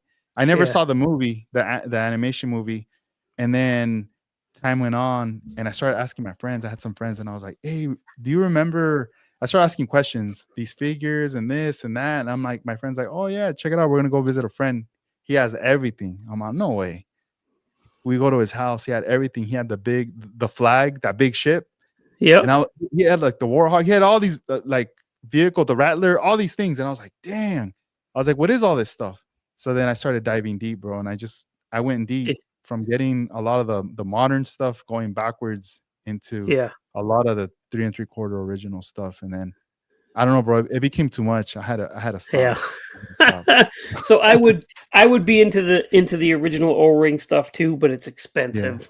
And it is. and, and and up here it's hard to find. There's not a lot of it up here. Mhm. Um, but the new stuff that they're releasing isn't the same, but it's close enough for me. It's I still get I the comics is where my heart is. So Yeah, I still have all of those, and I can I yeah, can reminisce and feel like I'm like 8 years old again. Just have to yeah. leaf through all my comics. I think when I like, I watched all the animation stuff, and my friend's Hmm. like, "Nah, bro, you gotta read the books." So, Yeah.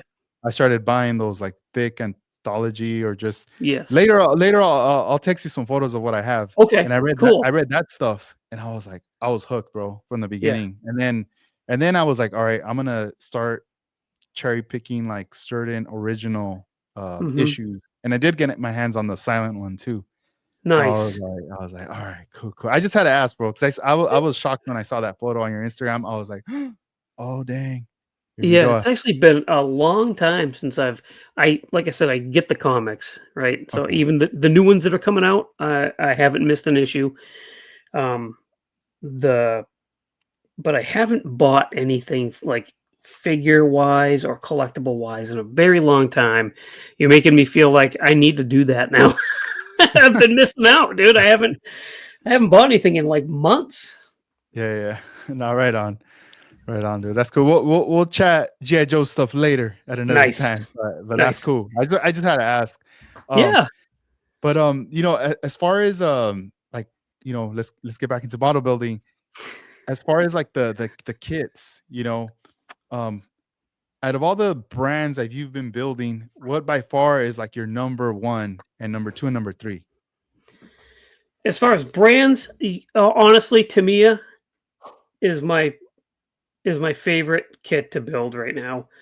I and that's just within the past couple of years. It's like, the heck is that thing? Bugs are in here crazy.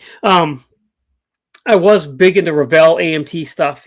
Starting where everybody starts when I got back into this. But I found Tamiya kits, and I was like, How have I not built these before? They're so nice. They go together so easily, and the full detailed ones are like crazy for detail. They're really nice kits. So to me, it would have to be my first favorite. And then I lump like Aoshima and Hasagawa kits in with them. Those are also really nice at the same time. Then would be Revell for a second. And then the old standby AMT kits would have to be third. I think only because I've gotten so used to the high detailed stuff that I've been building lately. You crack open an AMT kit, and it's fun, right? But it's like, oh, this is like lacking so much detail. It's- uh, but I still buy them. I still buy them all the Yeah, time. guilty as well. Yeah. Yeah, it's a trip because you would think, things would be like switched up or whatever, or they would listen maybe to the people building them. Hmm. But they're probably like, all right, now print out, we're gonna bring these ones back and bring these ones back, Yeah. and it's Yeah. like the same molds and stuff like that, and you're like, oh man, have you ever tried one of those what is it, like the Galaxy kits? I think now they're what, Mobius now, that like the Mobius. newer Mobius. Yep. releases. Have you ever built Yeah. I any have of a those? couple of Mobiuses. I've built a couple of those. Um, I've had a couple that were, I don't know what the deal was. They were warped really bad. The detail on a Mobius kit is nice. The instructions are nice. They're doing a really good job. I don't know what happened. It was weird. There was a couple of trucks that I got where the hoods were just like twisted beyond twisted, and I got a ramp truck, and the body was Yeah. so bad that I really Mhm. couldn't even do anything with it. Kind of just put it back in the box, and it's languishing in the back of the pile at this point. Um, but their car kits have been really good. I have built a couple of Mhm. their Mobius car kits, and those have been beautiful. Straight as an arrow and gone together really well. They just don't have that big of a selection right now. Mhm. Is what it's like there's been a rumor of Mobius coming out with the 60, is it the 68 through 72 Chevy trucks. I've been waiting for like 2 years, dude, for them to come out with that truck. And nothing. Then nothing. Uh, Yeah, it's like, oh gosh, somebody please give us that truck. Um, but yeah, they're nice kits, but I don't think they have enough out there for variety. yeah, I'm gonna have to ask one of my friends. We have a friend out here named Joel. He used to work at Pegasus Hobbies, and Hmm. Pegasus Hobbies out here, they acquired those brands. And I remember when that Ram truck you just mentioned, that Ford that has that warped hood. Yeah, He during that time, I think when they just came out, he mentioned it because I remember I picked up some to sell on my online store. And yeah. he said, "Hey, when did you get them?" And I told him, and he said, "Dude, there might be a chance those hoods might be warped." I'm like, "For real?" He's like, "Yeah, it's like this first batch or whatever." And I'm like, "No way." He's like, "Yeah, they might pull them."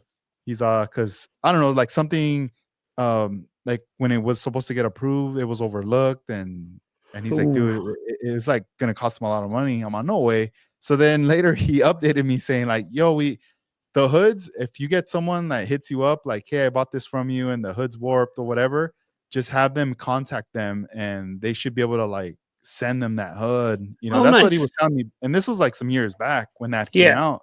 yeah. I never had anybody tell me anything about it, but I did later see photographs of some builds done, and I Hmm. would see the hood like warped, and I was like, "Oh, dang, that's what he was telling me about." Yeah, I was like, yeah, "Oh no." yeah. It was.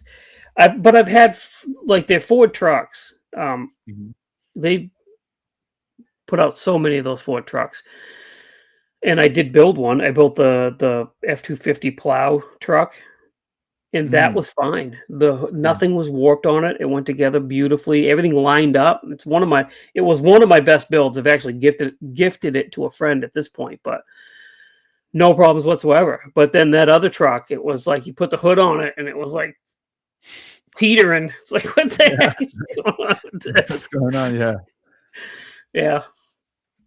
Yeah, whenever, like with the AMT, when I open those, and sometimes if I get one that's like a bit warped or like a part or like the interior tub, Hmm. I've tried heating it, putting it in hot water and all this Yeah. stuff, getting it out and doing that process, and I never get to get it right. Like Nope. I'm always like, man, I don't know if this is even working or what. I'm like always struggling with that whenever Yeah. that happens. Yeah. Yeah. I've never been able to get anything straight either. I've gotten it close, Mhm. but I've never gotten it perfect. Nothing. I found nothing works. It's never perfect because if you're twisting it, heating it, and cooling it, and twisting it, it might straighten it out to a point, but you're also causing other problems now, right? So it's now going to be Mhm. bent the wrong way, or it's. I don't know. Like, I'll Build leave it it to me a alone. kit. They don't do that. Yeah. Yeah, I had, I ran into a problem one time with, an Aoshima kit, a high ace, one of those, like, it looks like a toaster, Yep. van, Yeah. and I pulled it out of the box, and when I put it down, like, one of the side, like, inner walls, like, let's say, like, the sliding door was, like, more, like, bent inwards because it was just very hollow, Mm. and then I was like, "I think that'll go back once I start putting in the interior tub and everything, it'll start to get its shape."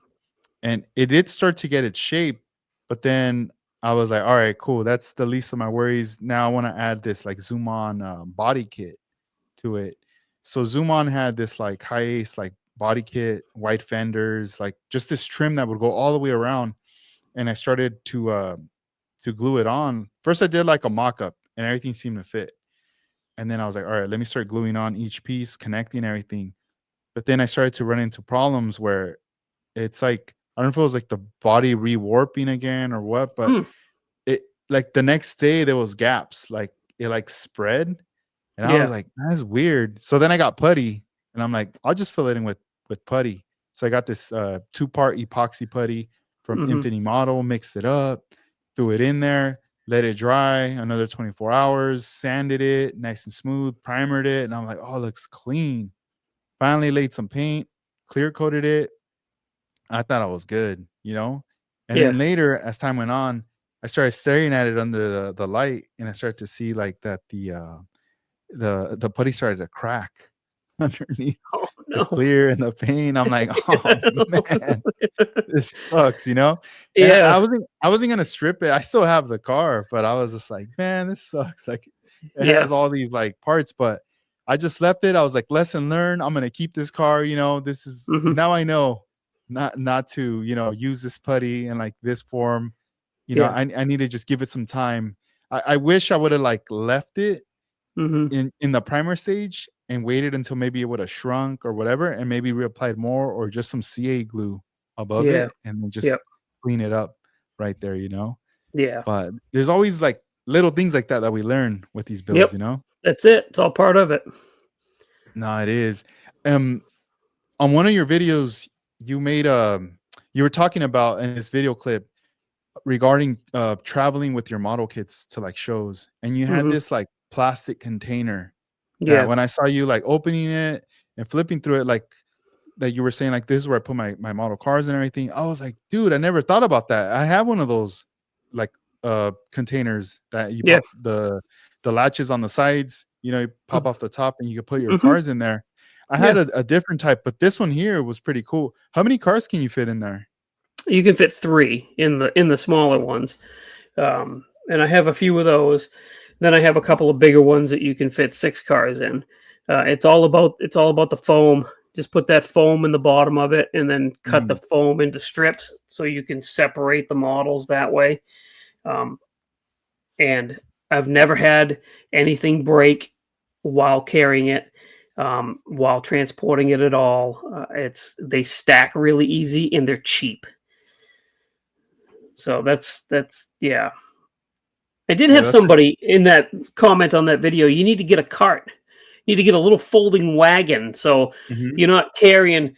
Like when I go to a show, I'll have like four, and my wife will have three, and we'll be like Oh, no walking way. in, right? Yeah, But yeah, if I had a little folding wagon, I could stack them all in there, and then I could just drag yeah. the wagon behind me. I'm like, that's a really good idea. I need to go get one of those wagons.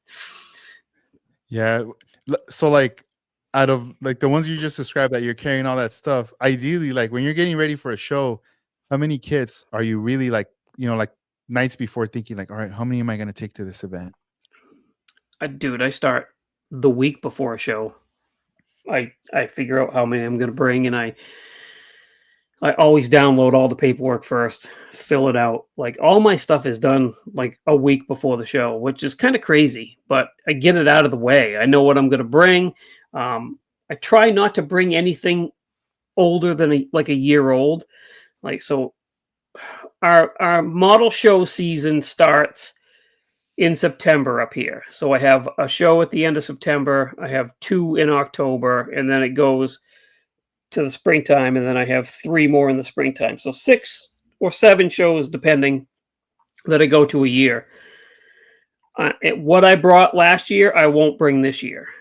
So I try to bring all new stuff, and I'll bring everything that I built to all these shows. And then next year, I won't bring any of them unless somebody asks me, "Hey, can you bring that old build? It'd be really cool to see that." And then I'll build something. I'll bring something like that. But usually, it's all new stuff. Yeah, dude, that's really smart of you of doing that, like printing out all the paperwork to fill out Yep. because dude, it's brutal when you get to the show and you're Yeah. trying to do that there at the show. Because a Oh, lot it's of the crazy. time, you know, like the recent shows that I've gone like to vend, like Mhm. I get there early, I'm setting up and everything, right? And I'm like, I always get to see like the calm before the storm, like before anybody shows up. It's only the vendors like setting up and everything.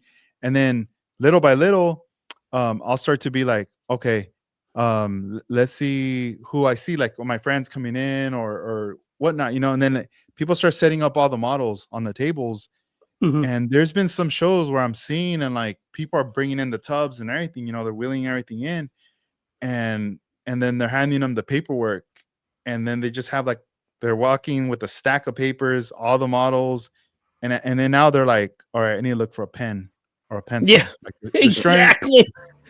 Yeah. like they're trying to look for that. And then from that it turns into, okay, let me look at where do I put the cars, what categories. Okay, they set them down and then they got to walk away and then they're trying to find a place to sit or they're up against the wall and they're like filling out the papers. If they're Mhm. trying to fill out the papers right there on the table, they're kind of taking up space, from Yeah. all the other people setting up.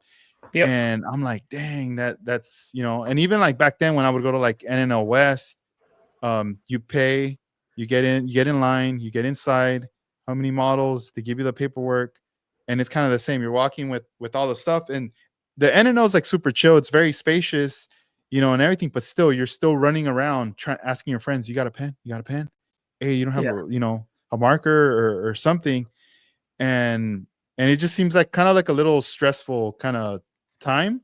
But Yeah. when you're able to like download the stuff already, all the paperwork, and fill that out and have a chance to think, because it always asks you like those questions of like what's in it and Mhm. all these specific things, you want to note them down, Yeah. because a lot of the times those are like highlights that when your piece is getting judged or someone is like, if it's more like a pick category, they're looking Mhm. around and maybe like if they read like, oh, this one says it has this or it was painted this already, that's like, okay, let me look into that, let me see what he's talking about Right. regarding that. So a lot of Yeah. times those are like those little things that help with Yes. that. And oh man, that's cool though, man. I like that you're prepared. You see Yeah. Yeah. So the again, model skills right there. time management, right? So legit, if my stuff's all done, I just walk up to the lady. Here's my master entry form. Here's your number. This is your entry number for what and then you just gotta write that down real quick on your stuff as you're putting it out, and you're done. You're like in and setting up really quick. Yeah, dude. I think I did the whole tried to fill out my forms. I think the first show I brought stuff to, and luckily it was only like 4 cars that I brought, but still, it was still awful. And I didn't know what I was doing, so yeah, that was the lesson I learned from that experience. Print your stuff first and fill it out well in advance. Yeah, like I'm gonna be vending pretty soon next month in September. And they I went on the website to look and they do have all the forms there. I like that they have that there. Like you Hmm. could just go in there, you could download the PDFs, print them out, fill Yeah, them out. I was like, oh, that's pretty cool. I think it even had like you could even like pre-fill some of those boxes, like typing them in yeah, and then print it out yep, like that. So that yeah. that That's really that's cool. always a plus. doing something like that. And when you go to these shows, you got your car set and everything. Do you also plan to make some room in the car just to bring home some stuff after the show? Well, yes, you always got to plan that, right? Funny story I want to share with you guys is the first year I went to NNL East. Like I said, it's a 6 hour drive. We took my wife's car. She has a like a new little Toyota Corolla, right? Little car. And me and three buddies, we hop in this thing and we drive to New Jersey with all of our builds, right? I brought three builds that year. I think we all brought at least three. So we've got builds with us too. And we spent the night. So we got a change of clothes. We went to NNLE that day, put our stuff on the table. I must have spent $500 at that show. And as I'm like buying stuff, I'm going out and I'm putting it in the car. And my buddy's like, "Hey man, I got a couple of kits. Can I get the key?" And he's like going out and putting stuff in the car. The end of the day, we pack all our stuff, and the three of us walk out, and we're like, "Okay, there's no room. There's no room for us in this car. How the heck are we gonna do this?" So we sandwiched ourselves into that car with all that stuff to make the 6 hour drive home. And I was like, no, I gotta set myself a limit next year when I do this because this is crazy. I had models under my legs in the seat. There was stuff in the back window. The guy in the back seat was holding on to his model builds in his cases because there was no room to set them anywhere.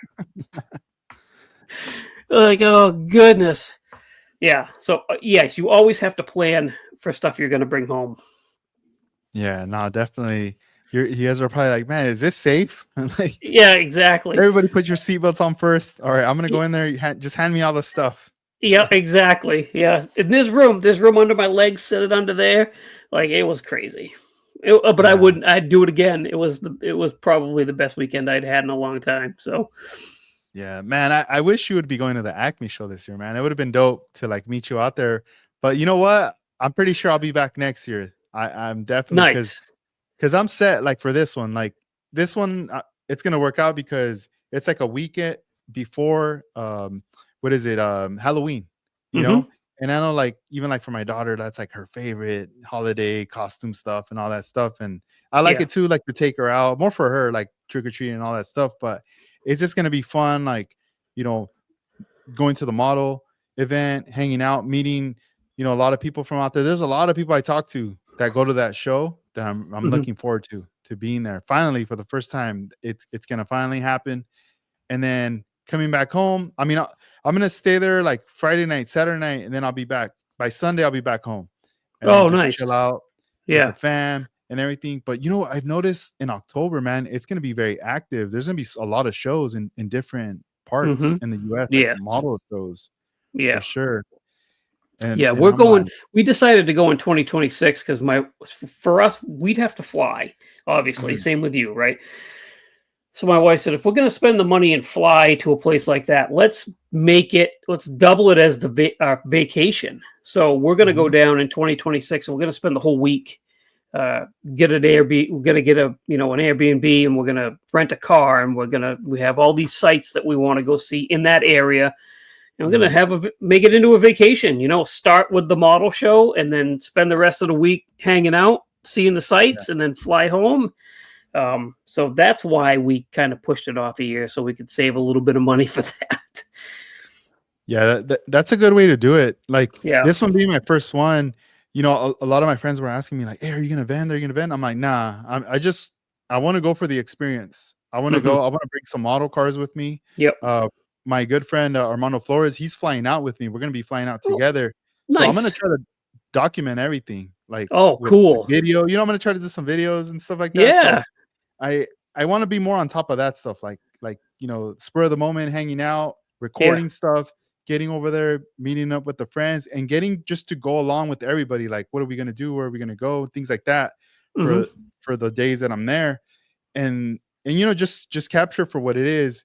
And next year I would want to come for a longer period of time. Somewhat similar to like you, like, and I Yeah. would like to bring like my family along with me because on Mhm. this one, since I'm just rolling solo, this is more to like explore, experience, and then next time would be more about like, all right, I've been here. Now I want to like bring you guys along, but I now want to expand. Like, let's see what else is out there.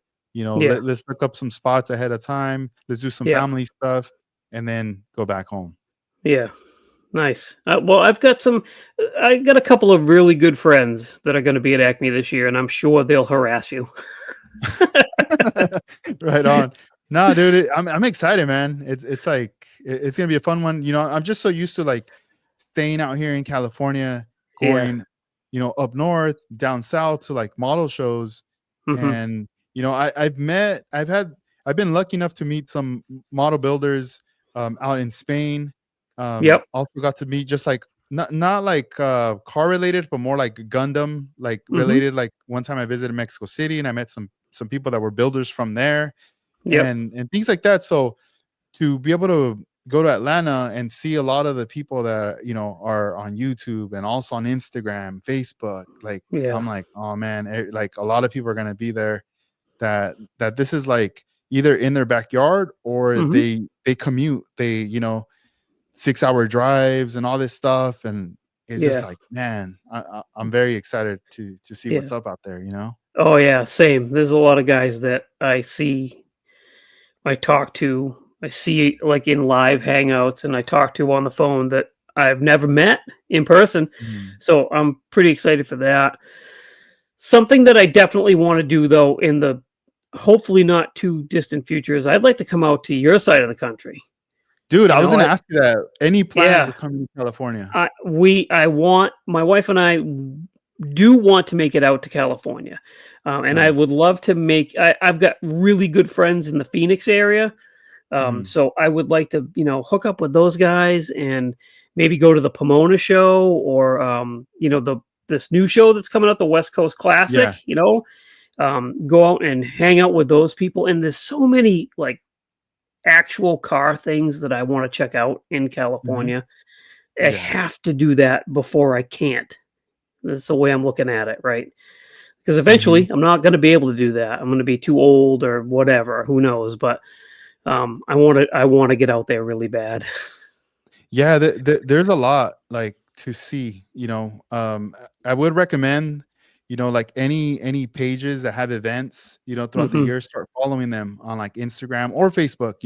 Yeah. And start kinda noting down, like, the kinda around the dates when they have events, so it kinda narrows down to, like, when you figure out, "Alright, I might be down there around this time in this month," because they Hmm. might be having stuff in that year during that time, so this way you plan everything out, so when you come down, Yeah. um, try to, like, make a list. I'm gonna try to do all these things, but, if I can't do all of them, at least I Hmm. did, like, half or something, you Right. know? Yeah. Um, and even if it's not, like, model car related, you're Hmm. definitely gonna see something at least just car related, Yeah. whether it's, like, I'm gonna go to the Peterson Museum, Hmm. or even if you, like, go to certain parts, like, throughout LA or, like, areas near the beach, you're gonna see someone cruising, like, something nice, and even just getting the vibe Hmm. of the area, you're gonna start to like, to feel it and see it like, "Oh, dang, like, this is where a lot of this inspiration comes, these vibes from everything across the board, from, like, custom cars, JDM, lowriders, like, Yeah. everything, muscle cars, like, convertibles, a lot of different things. Right. It's just cool, and it's like, I mean, it's like that everywhere. Everywhere you're gonna go, you're gonna be like, "Ooh, like, this is why they build these kinda cars here," or, Yeah.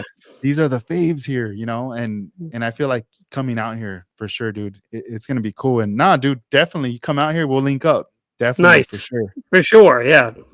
That'd be awesome.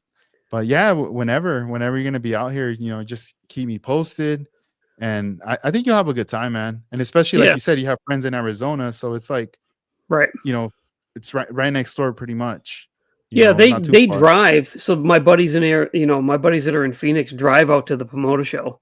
So they make the drive.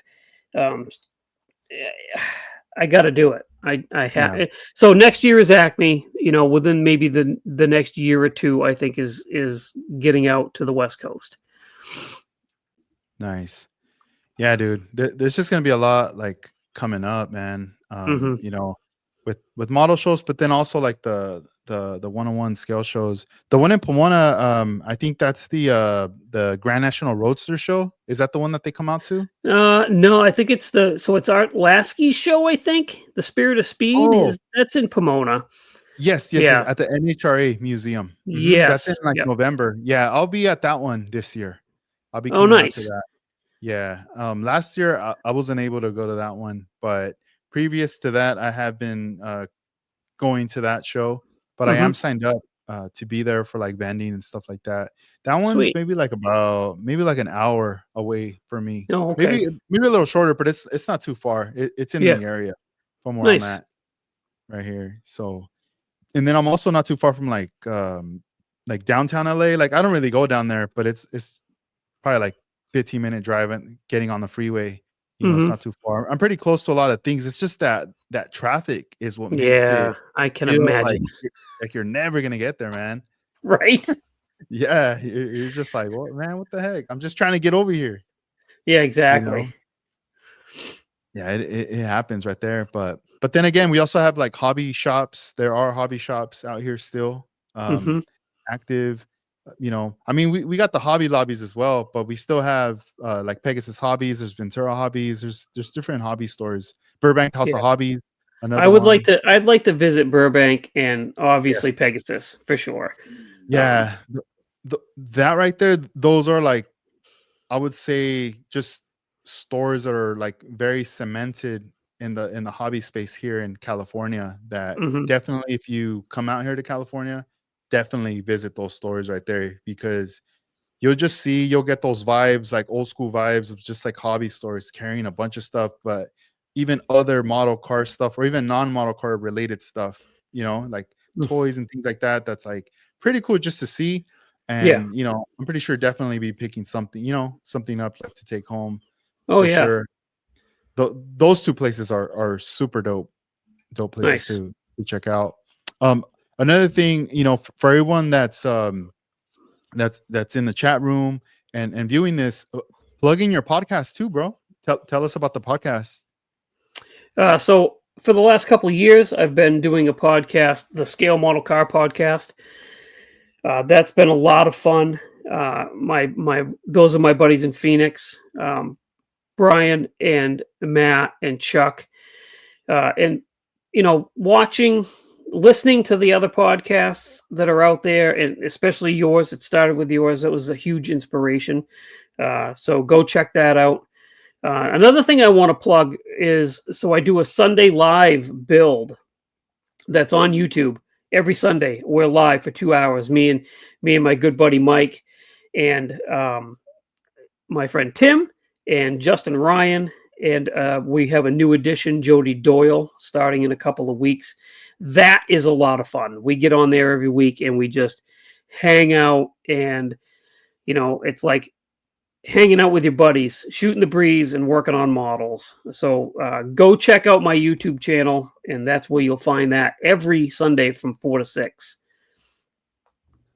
Yeah, that's pretty cool, dude. I do tune into those Sunday ones when you guys are Yeah, building, and yeah, I think that's awesome because it's like you could tell that you guys have been doing this for a minute, like just building, having fun because everybody's always like saying jokes or laughing. There's always something going on. It's like yeah, pretty funny, and yeah, and it's cool because everyone's like in their zone. On top of like speaking, but they're also like working on their models and everything. And even if yeah, you're not building, you still feel like you're there, like hanging out. You know? yeah. I, a lot of times I do just hang out. It's hard to. I try to watch the chat, and somebody just asked actually in the chat if it was Eastern time. Yes, that's 4 p.m. Eastern time. I try to, if I'm working on something, I'll miss somebody will ask a question or something like that, or there'll be a conversation going on in the chat that sometimes I miss. So a lot of Sundays I'm kind of just hanging out, maybe working on something small, but mostly paying attention to the chat and hanging out with Mhm. my buddies. It's that whole back to that whole community thing. Yeah. No, definitely. That's cool. And as far as like the podcast, do you guys like when do you guys do the podcast that way we can let people know that are tuned in? So we record every other Friday. Um, And there's 2 years worth of podcasts that you can go listen to. We're on like episode 49 or something crazy like that. We've Nice. been doing it for a while. It's fun. That's You can find that on Spotify. Yeah. Awesome, awesome. Yeah, I'm gonna link the plugs too on the description Yep. once this gets posted on YouTube. So this way, everybody who's like tuned in that wants Yeah. to like check out the podcast and also, tune in on your channel to see like the Sunday and also your videos. I feel like everyone should see what you're doing, dude. It's interesting because I like that you're very consistent, keeping Hmm. us updated with your bills and just kind of like what's going on, and there's also like just recently you were doing a video about regarding like what's like your Mount Rushmore, like as far as like builders and like the Oh cars, yeah. and that was Yeah. pretty cool. I was like, oh dang, I've never like kind of looked at it that way, like that kind of concept. And when you were talking about that, I thought that was awesome. Mm. Yeah. It's good to do, to like come up with questions that you can throw out there to everybody that's watching, as Mhm. well as other people making videos, dude. It's like you watched that video. There's nothing saying you couldn't, do your own version of that. And let's hear who's on your Mount Rushmore type of deal. And I Yeah, think that's really cool. I love yeah. to do that and then watch the other videos, right, as they come out. Mhm. It's fun. Yeah. Nah, it is, man. It is. Yeah, I just been enjoying like whenever I'm in the house, like during the day, like I'm with my family, but once in a while, like I'm like, all right, I'm gonna wash some dishes or I have to clean this, and I'll just set the phone right there and I'll turn it on and see what newest videos pop up Hmm. that to people that I'm subscribed to, and I just tune in, listen, and watch, and I'm like, man, that's dope. Like just seeing people being creative and doing all these things is like what gets me very excited, you know? Yeah. And just it's just like I said, it's just amplifying more and more and Hmm. more. There's just a lot going on right Yeah. there. Yep. And as far as like this year in your area or just like as far as like the shows, when's the time when the shows start to wrap up, when it's kind of like coming down to an end? Um, so I think there's shows maybe early November. Um, once winter hits up here, it gets cold and snow. That kind of stuff kind of wraps up. You don't see much of that stuff until springtime, and then it kicks back in, um, late March, early April. Yeah, and like as far as like the weather, like does that ever affect anything with like your builds during the year? Not really, not really. I built. I'm lucky enough to have a good space to build in, so um, weather really doesn't have an effect out here. I paint inside. I do everything inside, so I'm not too affected. Back before I had this space, Mhm. it did. I would have to like, okay, it's gonna be cold, right? So it's September. I better paint like 4 or 5 cars real quick outside Yeah. because I'm not gonna be Same. able to paint until like the springtime. But at this point, with my space, it Mhm. basically isn't an issue. Yeah, just a very controlled environment now. Yeah. Yeah. That's cool. Yeah. Yeah, I feel like, like right now over here, it's been like very hot. So I feel like right Yeah. now it's like perfect time. Like, you could paint inside, but if you want it to dry, just put it outside. It's gonna be Right. like 80, 90, almost Yeah. 100, and it's like gonna be dry pretty soon. For things like that. When it gets cold, to me, it doesn't really affect it too much because it's also like I'm indoor and I'm in the little booth, so it's still like controlled environment. If Yeah. anything, it's more like like little bugs and things like that Well, creep that's in. I yeah. don't know what it is, bro, but they always go towards the clear. Of I don't know if course. there's a chemical or I something that is like attracting them, but every Yeah. time I gotta like spray and do all these things Yeah. before I start, and then I get water. I spray the booth too because I don't want Mhm. like particles and things because it Yeah. always all this static stuff goes towards it. Yep. And then once I'm done clearing, I'm like, all right, I'm gonna put the model right here. And Yep. right when I'm getting ready to cover it, I see like a little fly coming. I'm like, no, no, no, no, I already know where you're headed. Yeah, And I don't know what exactly. it is, dude. It's like a chemical or something. It's like Yeah. that that they're attracted to.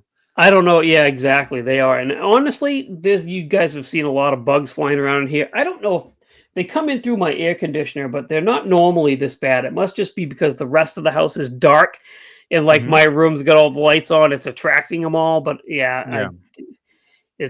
it gets crazy. So you say when you're out there and it's cold. What's your cold? Yeah, it's not really that bad. It's I would say it's like 60, Okay. 65 maybe, Yeah. like, right here, like, now, like, it's mostly always hot over here. So whenever I visit, like, my parents, they're, like, an hour away. They're closer to the beach. Yeah. They're always, like, in, like, between, like, 50s to 60s. And now when I go over there, I'm like, "Oh, man, I'm cold." Back then, I would just be in a T-shirt, and I'd be like, "Whatever." Shorts, T-shirt, it Yeah. wouldn't bother me. But now since I just haven't been living out there for a long time, I start to feel it now. Yeah. And maybe It- also the age kicking in. yeah. I'm like I'm starting Yeah. to feel it, things like that. But yeah, it's back then I would hate when it would get windy. That's the one thing Mm. that we always I don't know if you ever hear in California, they always talk about the Santa Ana winds, like these things Yeah. that they produce, that affect like the fires and all this stuff. Yeah. But, as a kid growing up, these winds would pop up and we'd, be out with friends like skateboarding and doing stuff. And these things would always get in the way. And then when Mhm. it came down to the model building, I'd be outside like spraying, and then you're spraying that sprays is going everywhere, not even hitting the model. And I'm like, man, this sucks. Like, I want to paint, but I can't paint, because I was doing everything outside back then with like the rattle can before I got my airbrush. But Yeah. now, obviously now it's like it's changed. Now it's a bit different. But yeah, I mean, I don't miss those times, that's for Yeah. sure. But it was Yeah. something that I was like, man, like dealing with these issues. Have Yep. you ever met or talked to Wes Salazar? No. Yeah, so Wes, he used to live out here in the West Coast, and I believe Yeah. he's out in Missouri now. And he's talked about this on the podcast where he's told me like, dude, like for me, I could paint at whatever temperature, whether it's outside, inside, if it's snowing or whatever, and I still get the same results. Man. Or if it's hot, and I'm like, "What?" I'm like, "Dude, you're crazy." This guy, he does not stop building either. And you see the work he does, and I'm like, "Man, you're crazy. You're right." Yeah. That He is just keep crazy. busting out right Holy there. cow. Yeah, right? Yeah, he just like keeps on going right there. I Nice. gotta ask you, what time is it on your end right now? It is 2:31 AM. Dang, look at that, guys. That's Yeah, that's late, bro.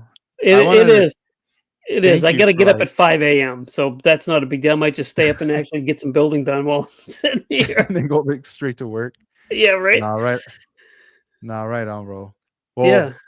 Well, I think we should wrap up the episode. I think Okay. this was a lot of fun, but It I know was. you need I think you need a rest, man, because man, I want to thank you for being a part of this episode 262. This was awesome. It was nice getting to know you. The Yes. conversations, I know we're going to continue this on. I know now when I watch the YouTube videos that you produce, they're gonna have more meaning behind them. I'm be like, oh yeah, this is what he was telling me about. Because I know Yeah. later some things are gonna pop up for sure. Right. And I also want to like thank everybody too that was tuned in, from the beginning even to right now, like everyone just watching everywhere, and also just actively on the chat as well, you know, Yeah. Yeah, there's a lot going of on there, people in the man. chat I see that are over here on the East Coast with me that are also gonna be very tired, when they go to work, All right which on, is man. awesome. That's amazing. I Yeah. didn't really think any of them would last this long, but thanks, guys. Yeah, no, thank you. Any shout outs you want to do before we wrap this up? Uh, like I said earlier, talked a little bit about it. I want to give a shout out to the Sunday Builds crew. That's the Scale Model Outlaw, Mikey, um, Jody Doyle, Tim Ryan, a very good friend of mine, Justin Ryan, even Frank Steffens. He was on there with us for a little while, and he's kind of taken a step back. Those are some of my closest friends. I want to say thank you to those guys. Go check out if they have YouTube channels, go check them out. Um, my podcast buddies, BG from BG's Model Workshop, Lucas C, and Chuck from Chuck's Hobby Spot. Again, some of my best friends. Go check all those guys out. They're all that whole group of people I just mentioned are big influences in my hobby, and I need to thank them. As well as you, Edgar. I want to say thank you to you for having me on. Um, I started listening to your podcast, like I said, back during COVID, and I never thought that I would be a guest on it. So I don't care what time it is. I was going to make this happen, dude.